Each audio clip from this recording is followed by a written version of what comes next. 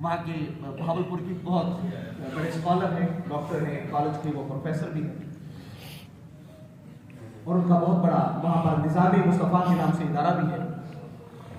बल्कि जब पहली मुलाकात हुई थी तो भाई अब्दुल सलाम हम उनके इदारे में भी गए। वो हमारे बड़े पुराने साथी हैं।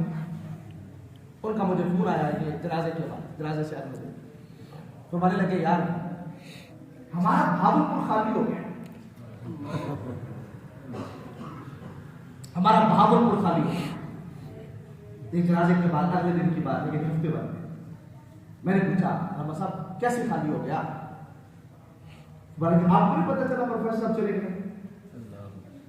मैंने कहा जी मैं हाजिर हुआ था तो शर्फ मुझे हाजिर मिला जनाब का नमाज अदा में शरीक होने का, तो वो जो आपने कहा वो मैं आपको पैगाम देना चाहता हूँ। फरमाने लगे वडेरे आए थे, वडेरे चले गए, लेकिन बहावलपुर के अंदर इस रियासत का एक रूहानी ताजदार था मनशा, सुभान अल्लाह, और कहा उनकी बारगाह का खासा हमने ये देखा था कि यहाँ आने वाले को वो एहसास कमतरी नहीं आने देते थे, यानी किसी को डिग्रेड नहीं करते थे, किसी की हौसला शिकनी नहीं करते थे। हमारे लगे कि हम अक्सर जाया करते थे और जब भी जाया करते थे तो वो ये जुमला फरमाते थे भाई मस्जिद में काम करो, मदरसे में काम करो, कॉलेज यूनिवर्सिटी में काम करो, तो फरमाया जहां पर भी काम करो दीन का काम करो। सुभान अल्लाह। फरमाते कि वो हमें ये नसीहत करते थे जहां पर भी काम करो दीन का काम करो।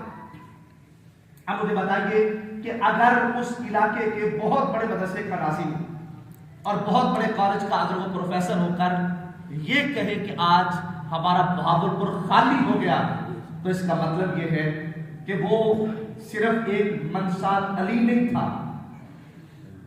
बल्कि वो अली की मनसा था। वो एक मनसाद अली नहीं था, वो अली की मनसा की मुराद था।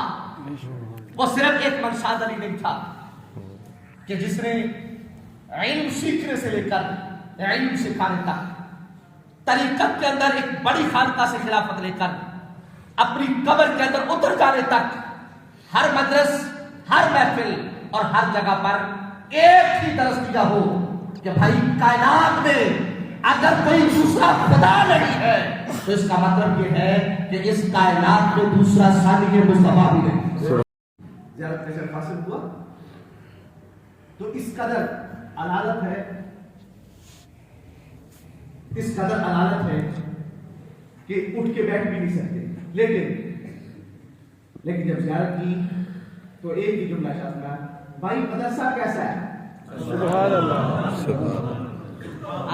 हालांकि मुझे नहीं, अब वो जिस तरह गुफ्तगू फरमा रहे थे मुझे समझ नहीं आ रही थी। भाई अब्दुल सलाम करीब हुए और सुना तो मुझसे पूछने लगे अब्दुल सलाम भाई आपके कलाम की तर्जुमानी करते हुए मदरसा पूछ रहे हैं मदरसा कैसा है? इसका मतलब ये समझ आया कि उन लोगों को कोठी बंगले कारोबार हयात से मोहब्बत न थी। अगर उन लोगों को मोहब्बत थी, सिर्फ एक बात से मोहब्बत थी कि वो जो दीन का पौधा लगाया है क्या उसने कुछ छांव भी करना शुरू कर दी है या नहीं की? क्या जिसकी तुम आप यारी करते हो क्या उसको फल भी लगना शुरू हो गया या नहीं? और फिर इख्तिताम इस कलाम का नाम पे होता है, फरमाने लगे कि मौलाना से कौन मेरे लिए दुआ? सुभान अल्लाह। अच्छा दुआ के लिए हाथ उठा लिए तो दोहराने दुआ। फिर जो बोला क्या फरमाया भाई अब्दुल सलाम साहब को कहा मौलाना को कहो कि वो मेरे बेटे मुशर्रफ के लिए भी, भाई अमीन साहब के, भाई अमीन के लिए भी दुआ। अंदाजा कीजिए कि क्या था, सारा जमाना उनसे दुआएं लेने के लिए आता है। हम खुद उनकी चौखट पर अगर जाते हैं तो चौखट की पर हाजिरी का मकसद ही दस्तबोसी है, कदमबोसी है, खैरात मांगना है। लेकिन जब जाए तो हर मुरीद को, हर चाहने वाले को, हर तालिब इल्म को वो ये बावर करवाए कि तू किसी बादशाह की चौखट पे नहीं आया कि जहां पर तुझे सर झुका के जीना पड़े, फरमाया तू शहंशाह की चौखट पे आया है जहां पे हर आने वाला सर झुका के जीता। सुभान अल्लाह। اور پھر آپ کی آداب میں سے کے ساتھ سنگت اختیار کرنا، صحبت اختیار کرنا، ایسے لوگوں سے مل لینا، یہ بھی ہمارے لیے ایک بہت بڑی سعادت ہے۔ اس طرح حاجی انور صاحب تشریف فرما ہے، بزرگ بیٹھے ہیں، انہوں نے بڑے بزرگوں کی ملاقاتیں جب ان کے تذکرے کرتے ہیں تو ہماری آنکھوں میں اشک آ جاتے ہیں، یار رشک سے، یار یہ بھی کچھ لوگ ہیں جن کی ملاقاتیں ان سے ہیں۔ اس اعتبار سے اگر دیکھتے ہیں تو ہمیں بھی فخر ہے کہ ہمیں اس طرح کے پاکیزہ لوگوں سے ملاقات کا شرف حاصل ہے۔ ہمیں ایسے پاکیزہ لوگوں کی صحبت میں اور سنگت میں بیٹھنا نصیب ہے۔ آئیے ایک سے بات پر ہم اپنی بات کو اختتام کی طرف لے جاتے ہیں۔ شعبہ ایمان کے امام بہت سے دوسری بات کو بیان کرتے ہیں، فرمایا بندہ مومن کو اس کی قبر میں جاتے ہوئے جو پہلا تحفہ دیا جاتا ہے تمہیں پتہ کیا ہے؟ نبی پاک اس کے اپنے حساب سے بندہ مومن کو اس کی قبر میں جاتے جو پہلا تحفہ دیا جاتا ہے تمہیں پتہ کیا ہے؟ اصحاب عرض کرتے ہیں حضور اللہ و رسول عالم، اللہ جانتا ہے، اس کا میرا رسول جانتا ہے۔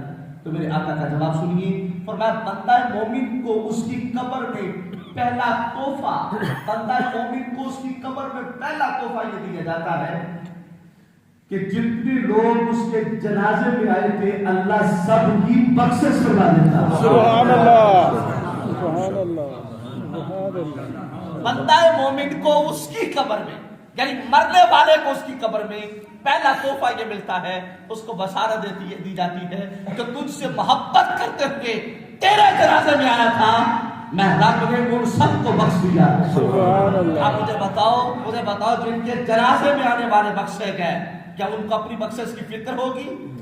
اب اس سے یہ بات سمجھ آتی ہے وہ اللہ والے اپنے لیے نہیں، وہ اللہ والے ہمارے لیے جیتے۔ سبحان اللہ۔ اللہ والوں کو اپنی فکر نہیں، اللہ والوں کو ہماری فکر ہے۔ ان اللہ والوں کو اگر ایک ہی فکر ہمیشہ دامنگیر ہے، وہ کیا ہے کہ میرے بیٹوں کی اصلاح ہو جائے، میرے بچوں کی دنیا سمجھ جائے، میرے بچوں کی آخرت بن جائے۔ تو پھر جب وہ قبر میں جاتا ہے اللہ تعالیٰ اس کو پہلی نعمت یہ دیتا ہے قبر کے اندر، کہتا ہے بے پرواہ ہو جا، بے فکر ہو جا، جن کے لیے دنیا میں تو فکر کرتا رہا ہے نا، تو آج جو محبت کر کے تیرے جنازے میں آ گئے، کہا ہم نے سب کو بخش دیا۔ سبحان اللہ۔